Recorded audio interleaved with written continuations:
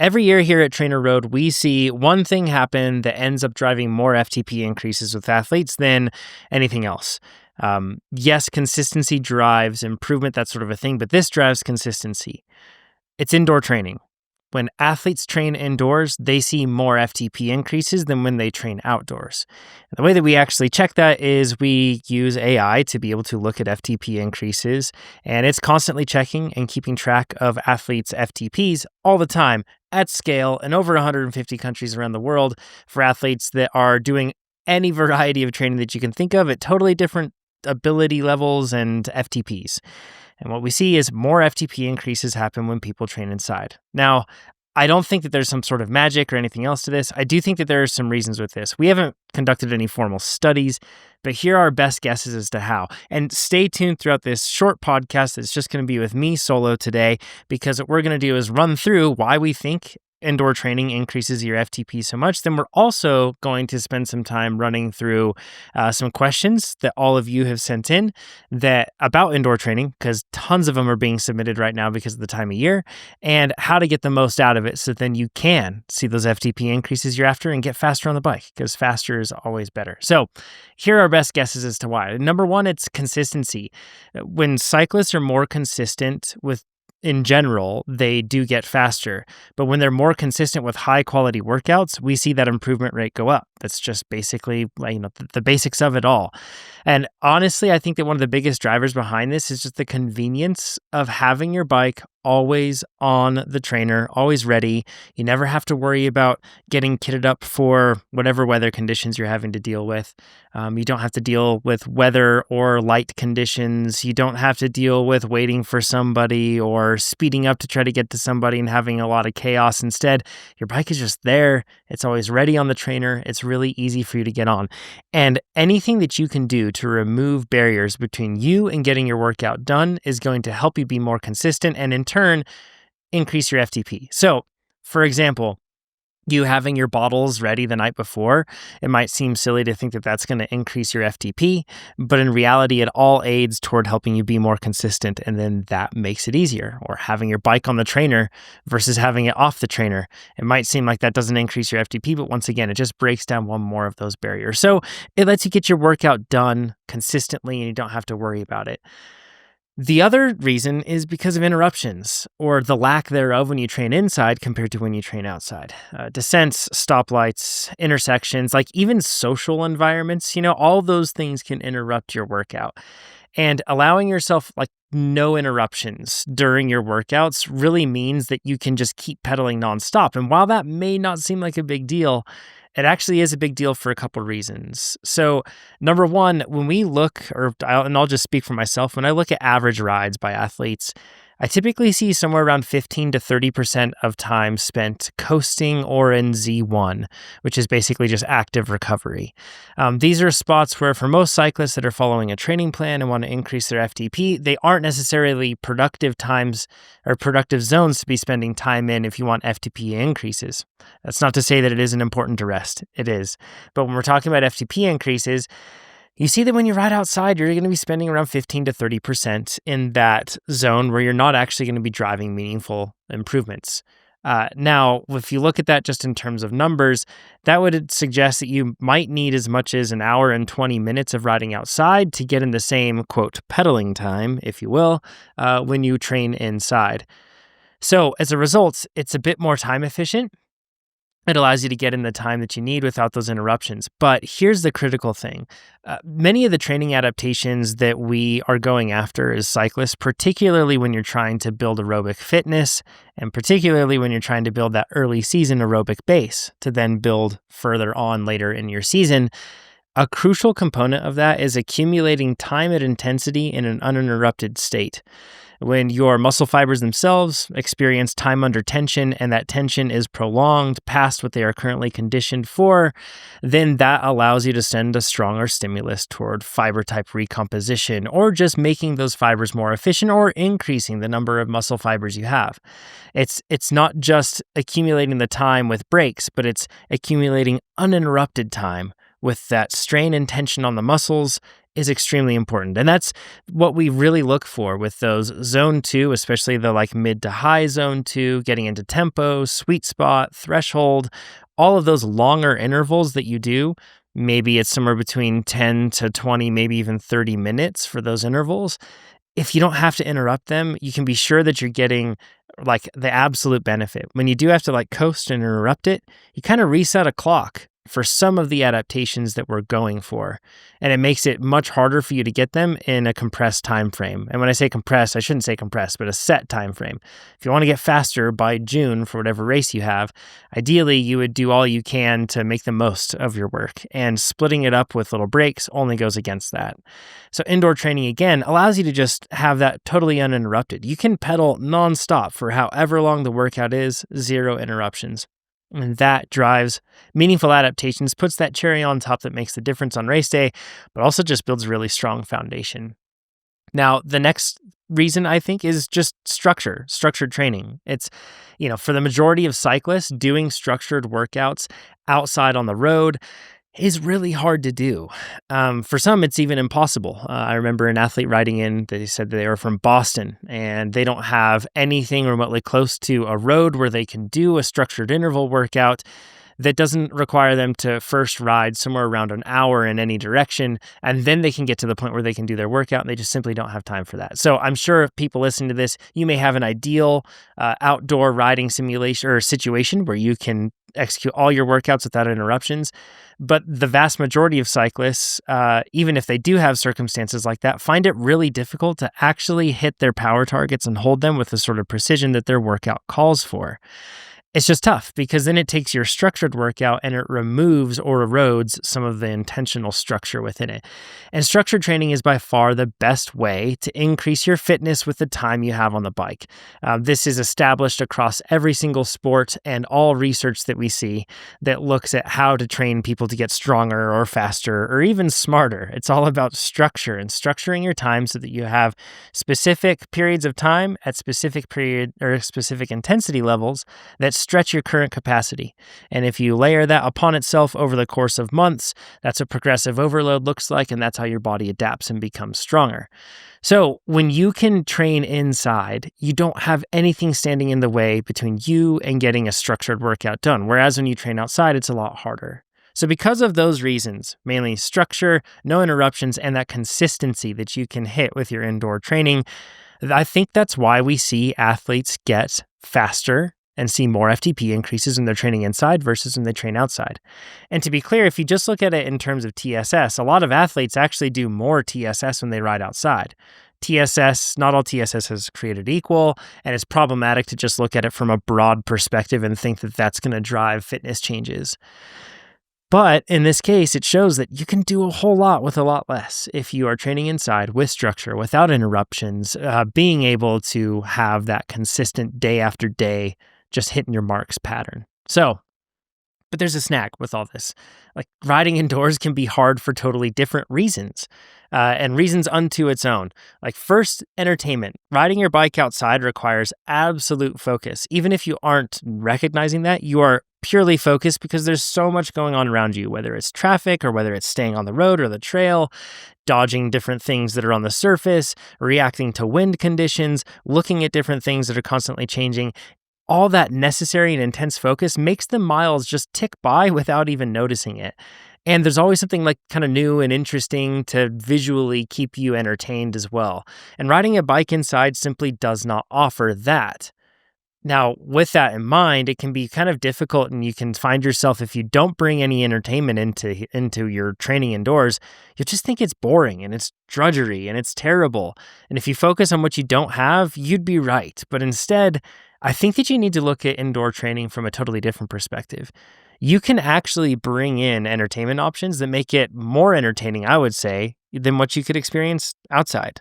In this day and age of 2025 when this podcast is recorded, you have countless streaming services where you can watch your favorite shows or movies or your favorite sports, favorite bike races.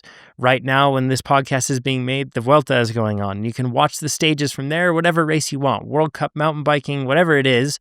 You have so many entertainment choices that you can bring in there. And then on top of that, you also can bring in Zwift. It's been revolutionary in bringing in this whole world of these virtual worlds with all these routes, with all these people and all these things that you can focus on and do. Is visually stimulating, and it's something that you simply can't get in the real world. You can't go and ride with thousands of other people at any given moment on a cool route that's totally new and interesting. You just simply can't get that. So Zwift has kind of like opened up this whole new world of opportunity here, and you can use an app like TrainerRoad, so it gives you AI recommended workouts every day in Zwift. It's just a really awesome pairing. So because of all this, I'd argue that indoor cycling has the potential to be even more entertaining than outside riding. But above all, I do feel much more safe leaning a heavy hand onto the fact that if you think indoor training is boring, it's because you aren't bringing in the entertainment that you want and can bring in. So you got to bring it in. Whatever is entertaining for you, you got to bring that in, and then that will make it so that it is not going to feel like drudgery. And the second part, and this is huge because it limits your capacity to train at the level that you should, is cooling. Now, when you're riding outside, every square centimeter of your body has airflow moving over it. Even if you have kit on, that sort of a thing, it's still airflow moving over that kit is likely drying out that kit, is likely cooling you off to some degree. It's all very different than when you're just riding inside, stationary and not moving. In that situation, you don't have any air moving over you. And your body's main thermoregulatory mechanism is sweating.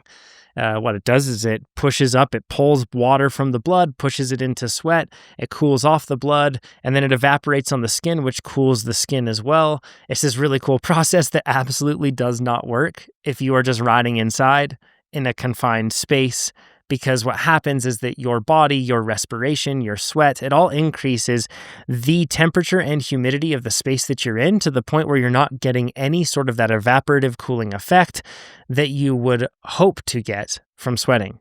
So it just makes it so you sweat a ton and don't get the benefits from sweating. You need, if you're training indoors, it's not a badge of courage. It's not something that you should be like happy that you did. You really need to make sure that you are not training inside with no form of cooling. You need to bring it in. The best way to bring it in is to have a significant amount of fans causing ventilation. It could come from one fan or multiple fans, but passing air over as much of your body as possible. And then also, if you're able to climate control the space, that would be huge. Small air conditioners are getting more economical and more affordable, that you can just have a portable one as long as it has a source to be able to output the heat. That can be hugely beneficial. And we're going to go into the devices and everything else that you can do to aid in cooling. But those two things, cooling and entertainment, are the main two things that sit in the way for a lot of people when they're training inside. Now, there's one other, and that is equipment. If you're riding on like a really old trainer and it isn't very good, or it's got bad wireless connectivity issues, that's also going to stand in your way, affect all the things we talked about before about being consistent. And then on top of that too, it's not going to feel good. Now we are spoiled for choice these days with trainers. There's so many different options. I'm not going to get too deep into that. And instead, I would recommend going to dcrainmaker.com. Rainmaker every year, typically in the October-ish timeframe, does a big breakdown of the trainers that are coming out this year and the trainers that he recommends, considering all the ones that are coming out, all the ones that currently exist. And Ray is a great source for impartial reviews. He is not like many media outlets within the cycling world. They receive advertising money from the very companies of the products that they're talking about. Ray doesn't do that. He separates those two things, and as a result, you can trust that it's an impartial source. So we would really recommend trusting Ray in that regard and looking at the products that he has there, and that can really help. With all that in mind, I do want to give you some best practices for indoor training to get the most out of it so you can get the FTP increases you're after. And we're going to do that by answering some questions that people have submitted, whether it's in YouTube comments or at trainerroad.com/podcast, which is where you can submit your training questions, by the way. I want to answer those questions, and in doing so, I've kind of curated this list that should hopefully give everybody a good set of guidelines and recommendations. First one is from Chris, and it says, "Hey coaches, with fall soon arriving, it has become too dark to do my early morning workouts outside before work. This has me worried that I'll need to redo an FTP test, which I have loved not doing since I just use AI FTP detection now." And for those wondering, AI FTP detection is a model that we've trained from scratch here at TrainerRoad that is able to analyze all of your training, and then it uses modeling to be able to understand when your FTP is increasing, and it's very intelligent. You don't just have to do like a 20-minute all-out effort, and then at that point, then it triggers like an algorithm to say, oh, let's run a calculation of -5% of average power. It doesn't operate like that. You don't even have to do all-out efforts. It's constantly keeping track of tons of different things in your training and analyzing it, and it'll update your FTP for you. You don't have to do tests. It's amazing. So in this case, Chris's question, what do you suggest I do in this scenario of moving my training block or training back indoors? So this is a common question where people say like my indoor FTP is different than my outdoor FTP. And there's 2 points that I want to make. Number one, when you go inside and you do your first workout, that sort of a thing, every time after you do a workout, we have a survey that you fill out after that workout, and TrainerRoad's system will listen to what you say, and as well as using machine learning to analyze all of your training. As a result, it's going to pick up on the fact that things have changed, and it's going to be adjusting your workouts every day for you appropriately. So you don't have to worry about going in and then having workouts that are just going to continually destroy you or something like that. It'll adjust for you, so you don't have to worry. Number 2 is that AI FTP detection is going to understand the fact that like your context has changed, and it's going to, over time, it's going to be like recognizing this and adjusting and making sure. So you're going to be taken care of long term. But here's the other point, and this one's much more crucial, I think. If you do have sufficient entertainment and you do have sufficient cooling, I actually don't see a reason why your indoor FTP would be different than your outdoor FTP. We see this with athletes at scale across a bunch where if athletes are training indoors, when they first start out, they don't bring the right entertainment, they don't bring the right cooling, and as a result, their FTP is lower. But then over time, they bring the right entertainment, whether that's bringing in the shows they want, the movies they want, the racing they want to watch, Zwift, and whatever sort of mix from Zwift. They get the entertainment they want, they have the cooling knocked out, and it's all down. Then at that point, they are able to ride at the same power. For me personally, there's zero difference between my indoor and outdoor FTP. I always find that it usually takes me, a couple rides when I just like shift all the way to inside to kind of get used to things again. And the same thing with going outside. I actually, usually every year when I start riding outside again, where we're at, we have pretty harsh winters. I get back out on the bike and I actually feel like my FTP from riding indoors is like I'm able to fulfill more of my FTP indoors than out. But then it always usually just changes within a day or two when my brain gets used to the stimulus. So in your situation, since you're using a TrainerRoad, Chris, and you have AI FTP detection and you have machine learning analyzing all of your workouts for you and adjusting, you don't have to worry about a thing. Just train and it'll take care of everything in the background. For those of you that don't, I recommend using TrainerRoad because it can take care of that. But again, make sure that your cooling and entertainment is locked in and good. Peter's question says, hey, Coach Jonathan, I'm new to the podcast, and I know there's a huge backlog of episodes that probably contains the answers to all of my questions and more, but I'm wondering what you all do for entertainment while riding the trainer.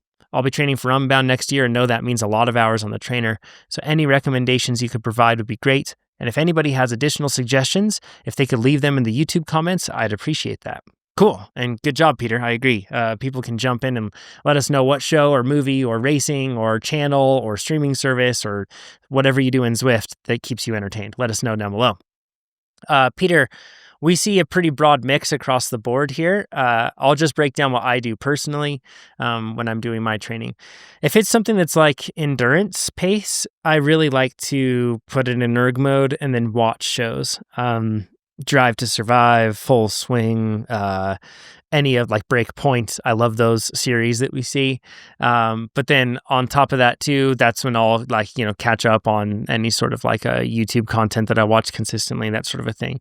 When it steps up into like tempo, like up into sweet spot, that's where I like to get into music. And for me, like training indoors plus music is like a really powerful combo. When the intensity increases, that's all I want. Sometimes I'll put like a race on in the background. So then in recovery intervals, maybe I'll tune in and kind of watch for a little bit. But really it's just when the intensity increases, it's all about music for me. Lower intensities might also be a good time for audiobooks or podcasts, that sort of a thing. I even know I've seen plenty of cyclists and triathletes in particular with their aero bars. They play Xbox at lower intensities or PlayStation, whatever it might be. And then something I really like doing for my endurance rides is riding with pace partners on Zwift sometimes too. So those pace partners, you try to find a power to weight ratio that roughly fits. One annoying thing is that the pace partner doesn't hold a perfectly even pace. So when you're just locked in at a perfectly even watt kg on your trainer, you'll actually like fluctuate in the group and you can get dropped from the group or you can drop the group. Because what I've noticed is that they make the pace partners kind of ride like well, this sounds bad, but like an undisciplined cyclist, like a lot of cyclists do when you're out on a group ride where they push harder on the climbs and they go too easy when it's flat or downhill. That's disciplined cyclists. We like to hold the same power target regardless of the situation. That means our speed fluctuates a lot, which is okay, but our power stays the same. So if I can throw in a recommendation to Zwift, it's make your pace partners actually hold that watt kg. That would be awesome. So then we don't get dropped when we're just in erg mode. But I like doing the pace partners there. You can actually, and we'll get into this a little bit later in more detail, but you can swap out like a high intensity interval day for a Zwift race too. And that can be a really fun way to keep the entertainment going and keep it fresh. And then within Zwift, I like to do a lot of route chasing and like every day try to do a different route that I haven't done before. It just makes it kind of interesting and I feel like I'm checking off a box. Make sure you're entering the challenges on Zwift. There's the Everesting challenge. I think it's called the Tour of Italy Challenge. There's a few others where like over time you'll accumulate a lot of points or kilometers or vertical feet gained toward a larger goal. And then that also kind of like makes it entertaining and fun. And then all along the way you accumulate your drops and you end up, being able to buy things. And that all makes it really fun too.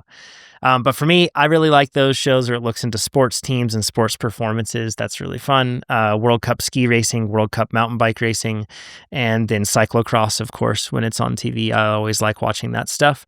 But music, man, when it gets up into higher intensities, that's what I really like. And if you want playlists and you want us to share playlists, let us know. And if there's enough demand, we'll kind of do that down below and share some playlists. It'll be fun. Sarah says, I've been training indoors for 5 years now, and after my first season, I upgraded from a normal box fan to a Wahoo Headwind. It's been great, but I recently checked out my friend's setup, and he has 3 Lasco fans, and the difference was astounding. What is your best fan recommendation, and what is the best orientation for all of them to maximize cooling? Any other tips for keeping cool? Well, one of the tips that we're going to share actually has to do with the next question from Lauren. So forgive me. So I won't actually get into that one right now, but I am going to actually give you like the Lasco, which it's Lasco Performance Series fan is what I like the most. Now there's kind of some interesting things about the Wahoo Headwind. First of all, the Wahoo Headwind is really cool because it doesn't have a rectangular flat horizontal landscape orientation exit port for the air. But instead, it actually has one that is orientated vertically. And if you think about it, when you're riding on the bike, or oriented, forgive me, when you're riding on the bike, you also are in that vertical position as well. So I think that that's like a really good thing about the Lasco, and I think that's great. Now, there are a lot of different fans that you can pick from, though. I have Lasco Performance Series fans that I'll link down below, and they're meant to like dry your basement, basically. They're $49 each US on Amazon. I don't know how much they'll be where you're at least that's their current price on Amazon. And I have 3 of those. There's one of them that is like up at my chest level, and it hits like my chest, head, neck area. And then I have another one that's positioned down on the ground and it's blowing upwards, so it gets a lot of my legs and my torso.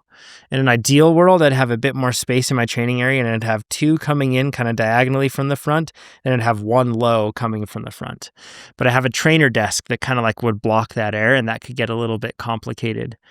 So I'll put the link down to those ones. Those ones are great. However, one that I really want to try, which we have had kind of like mentioned to us recently, is from Vornado. And let me just make sure the text is bigger here so I can read this. It's called the Vornado FlyMax High Velocity Fitness Floor Fan. It comes with a remote that is easy to strap onto like your handlebars or your treadmill, which is pretty cool and easy. And then it has this vertical orientation, and it's supposed to be very good. It has insanely good reviews, and from people that I know and trust, or one person I should say, they also said that it's very, very good, and it has much more power than what they had with the Wahoo Headwind. So with that in mind, I think that I can recommend for sure these Lasco portable utility fan 12-inch air mover blowers, which not the best name, but I'll link down below to those. And then this Vornado one seems great, but I can't personally recommend it because I haven't used it yet.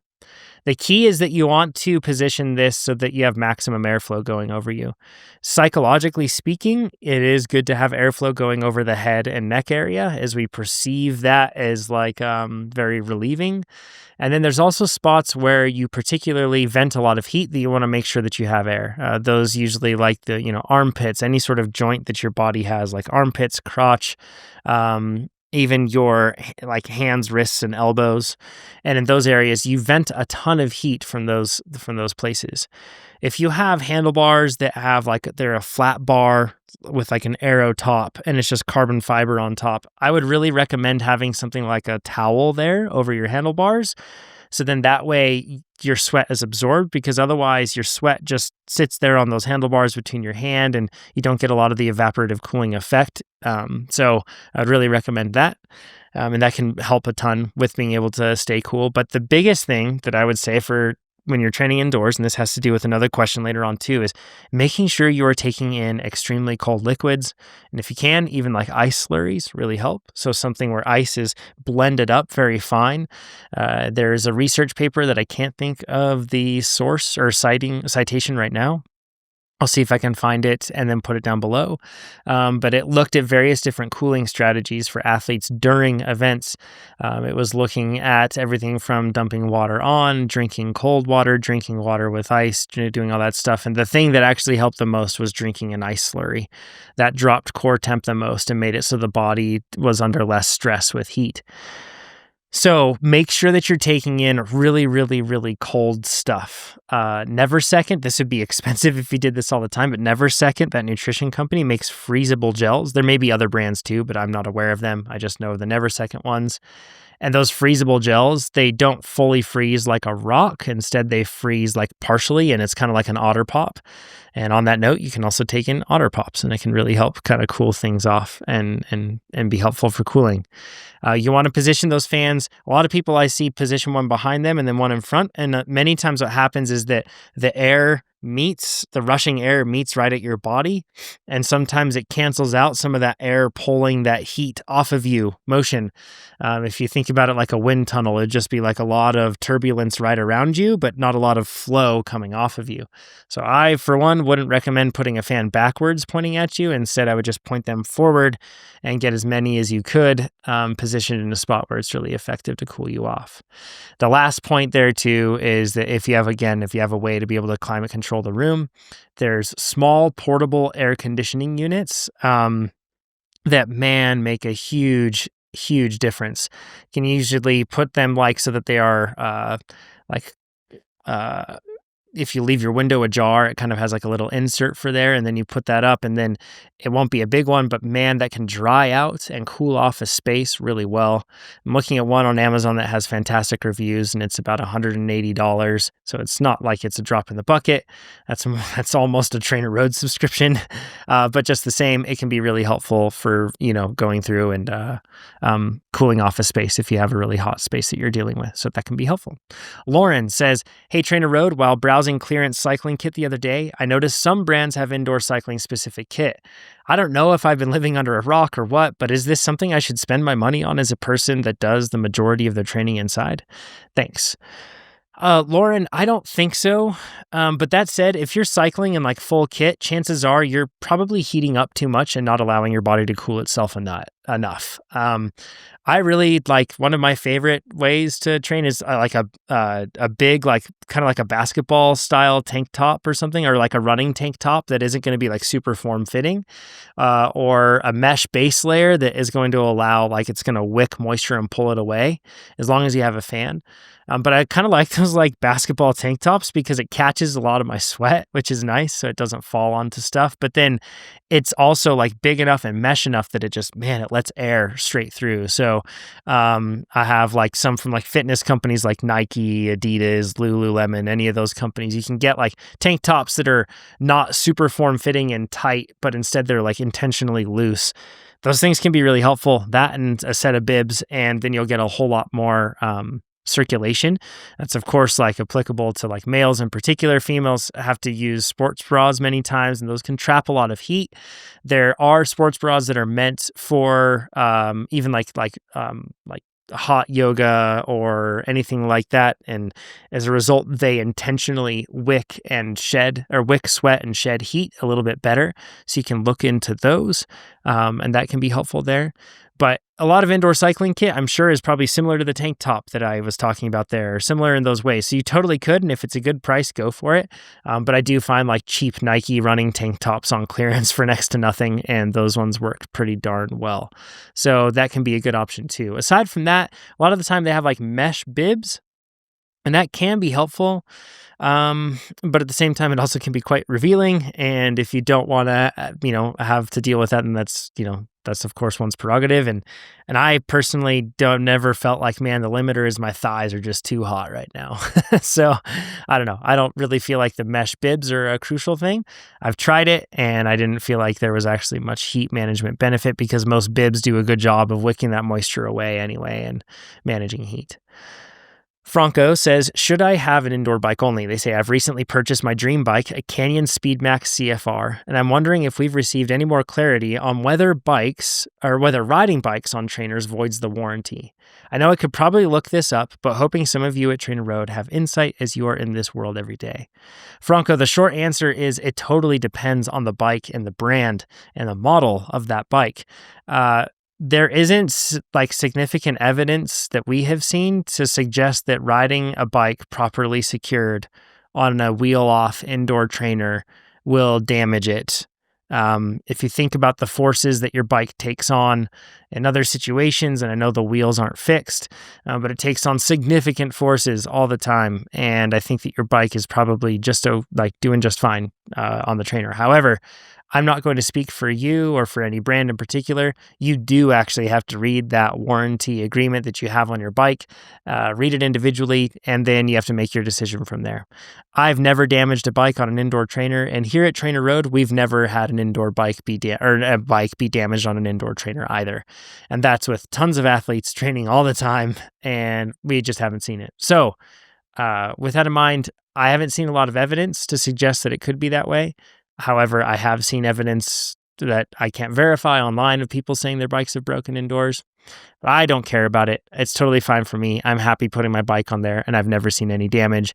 Looking at my warranty, there is actually on my bike, there is a statement that says it is not meant to be like ridden indoors. So I just know that I'm proceeding at my own caution, and that's how it works. But I'm okay with doing it. I haven't damaged. Okay. Riley asked the question, it's been years since I've updated my trainer. I still have a kicker from 2016, and I'm wondering if I should upgrade to one of the new spin bikes. Is there an advantage to using them over a trainer with your own bike? The convenience factor is really tough to beat on these spin bikes, because you never have to even worry. Not only is your bike always there that you can train on, but then your normal bike, you never have to go through the process of taking the wheel off and on or dealing with anything like that. It's always ready to ride outside whenever you want to do that too. So it's really tough to beat that level of convenience. Also, the Zwift spin bike in particular is just like a really well thought out, simple system. You get the sort of adjustment that you would need to be able to dial in the fit to be your bike. Some more dynamic setups like the Wahoo Kicker bike really allows like a whole big range of adjustments, and you can go through that if you're going to be sharing the bike with multiple people in the same household. But honestly, there's no real big benefit that's going to help you. It's going to give you better training if you just go to a spin bike. Now, if you use Zwift a lot, the Zwift bike will come with like the buttons and the controllers, and there's some benefits there. But you can buy those separately as well if you want to use those controllers instead of your keyboard or phone on the companion app. But in reality, if you already have a trainer and you have your bike, you aren't missing out on anything. The only thing you might be missing out on is the additional convenience of just not having to take your own bike off the trainer if you want to ride outside. So that's my 2 cents. I could be totally wrong. I would look forward to DC Rainmaker's reviews to see if his opinion differs, and I would trust his opinion.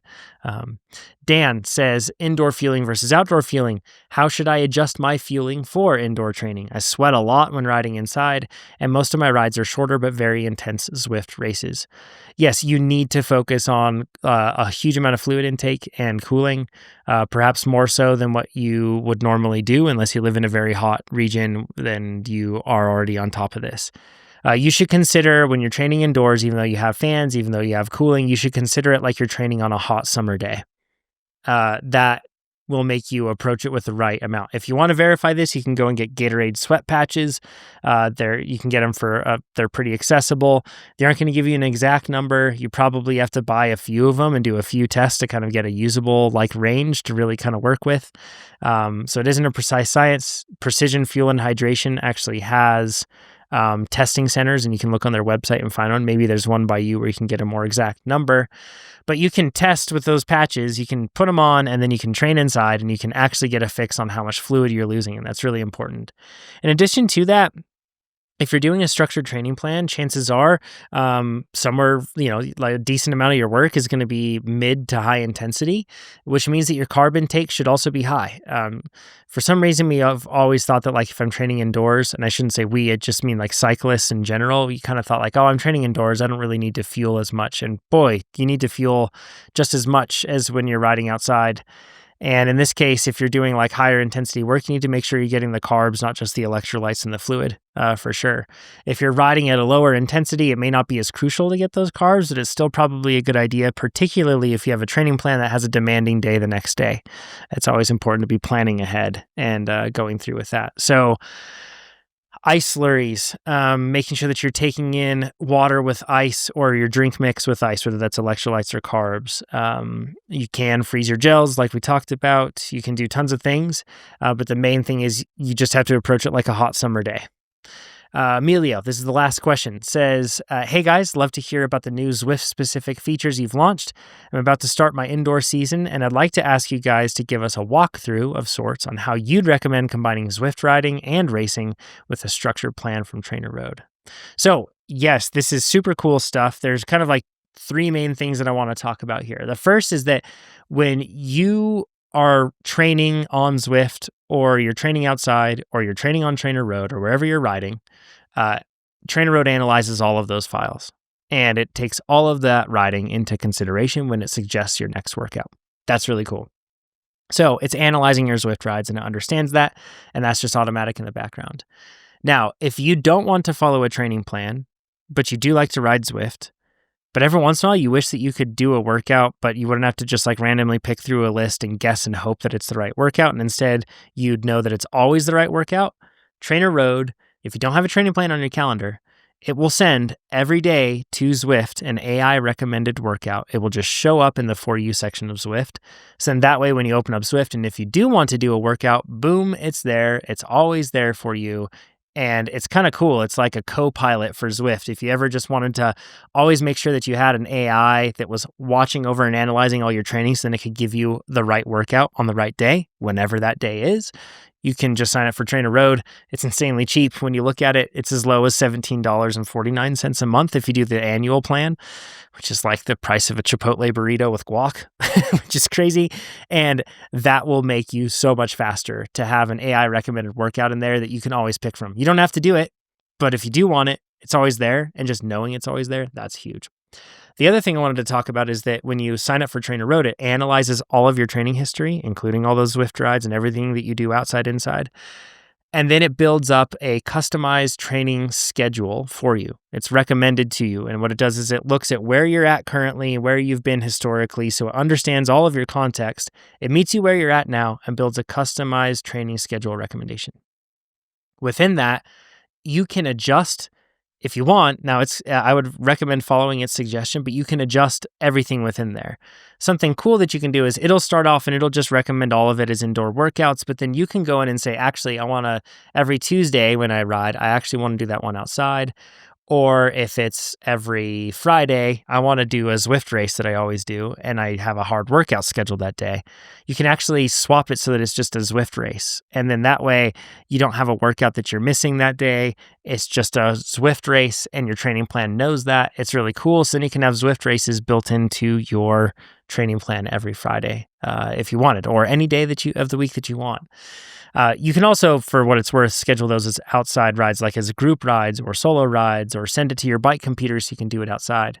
But any workout that you have scheduled on your calendar, if you have a training plan, will also just automatically send to the For You section of Zwift. So you'll open it up and your training plan will just be there, ready to execute every day in Zwift. It's super, super easy. So with all that in mind, TrainerRoad analyzes everything you do in Zwift. It can give you AI recommended workouts every day in Zwift. And if you don't want to follow a training plan, it'll still give you a good workout that'll make you faster and it's personalized to you. But if you're following a training plan, it'll make sure that it's the right workout to get you to whatever goal you're training for. That could be, we have plans actually for Zwift racing in particular and for climbing faster up Alpe Zwift. You can check that out. If you want to be training to raise your FTP or to maintain your fitness or for specific races, any of those reasons, TrainerRoad can build a training plan for you, and Zwift is integrated into that whole thing so that your workouts always show up in Zwift and it analyzes everything you do there. That's my walkthrough, Emilio. Hope that helps. So this is the guide on indoor training as of 2025. In terms of trainers that I use personally, again, I recommend checking out DC Rainmaker, but in terms of the trainer that still feels the best to me, the Saris H3 still feels the best in terms of like inertia and flywheel feel and real life feel when you're outside on the bike. But man, you can't beat how quiet the Tax Neo is. It's just perfectly silent, and the new Kicker is very quiet. And I'm sure some of the trainers like from Elite are also really quiet, but I haven't personally ridden that one. But me personally, I do like to ride rollers a lot, and this is my call to roller companies. Please make rollers that are not buggy with erg mode. It'd be great. If you know of some down below, drop them in the comments. Tell us what trainer you use or what trainer you want to get this year and the things that have helped you to get faster when you're training inside. Share them down below in the comments for YouTube. We will talk to you all next week. Thanks, everybody.